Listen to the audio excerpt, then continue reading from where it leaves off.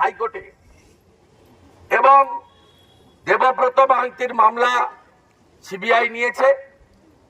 রথিবালা বা আড়ির মামলাতেও আমরা যারা আসামি এফআইআর নেম আলরাজি সহ থানায় ঢুকছে বেরোচ্ছে তাদের বিরুদ্ধেও আমরা হাইকোর্ট করেছি রথিবালা বাড়ির পরিবারকে দিয়ে।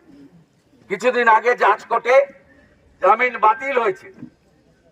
প্রকাশ্যে বোম ফেললো, বোমের স্প্লিন্টারে মামনি সহ অনেকে আহত হলো, সাংবাদিক বন্ধু সহ।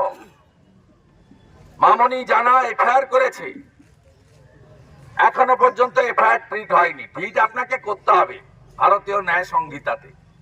আর ওই বোমা বিস্ফোরণের মামলা এনআই এর কাছে যাবে, কি করে ছুটাতে হয়, দম বের করতে হয়, আমি ওগুলো জানি আমি। অতএব পুলিশ বাবা পার করেগা, এ হবে না।